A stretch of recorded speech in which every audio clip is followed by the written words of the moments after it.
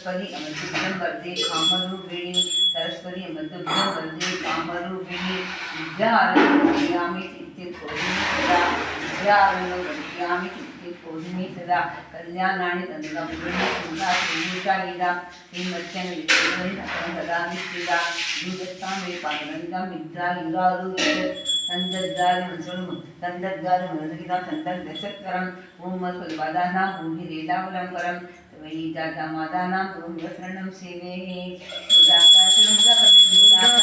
तमोदकं सदा विमुक्तिसाधकं कलाधरावधं सगं विलासिलोकरक्षकम् अनायकैकनायकं विलासिदेवदैत्यकं नदासुभासुनासकं नमामितं विनायकं नदेदरादिपीकरं नवोदितार्कभास्वरं नमः सुरादिनिर्झरं नदादिकाभदुर्धरं सुरेश्वरं निधीश्वरं गजेश्वरं घणेश्वरं महेश्वरं तमाश्रये परात्परं निरन्तरं समस्तलोकशङ्करं निरस्तदैत्यकुञ्जरं दरेदरोदरं वरं वरे पपथमक्षरं कृपाकरं क्षमाकरं मुदाकरं यशस्कृतं मनस्कृतं नमस्कृतं नमस्करोमि भास्करम् अहिंसनार्तिमार्जनं शिरक्षणोऽभिवासनं पुरारिपूर्वनन्दनं सुरारिगर्भशर्वणं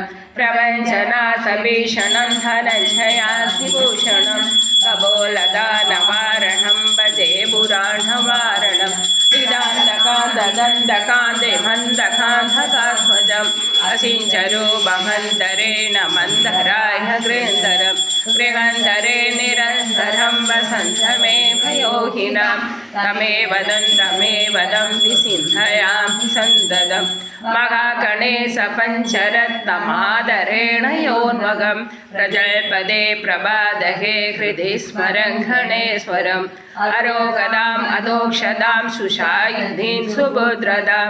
समायुधायुधष्टकोटिमभ्युभैति सोचिरात्। ओम श्री महागणेशाय नमः।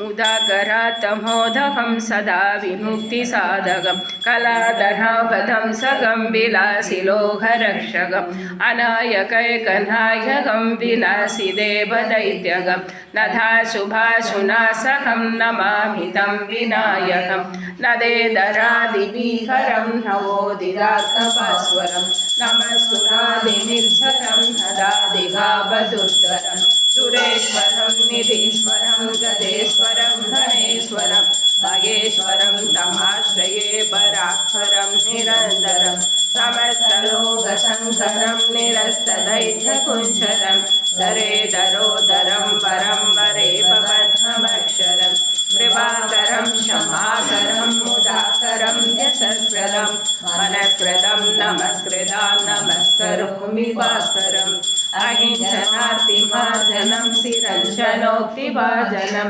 पुरारिपो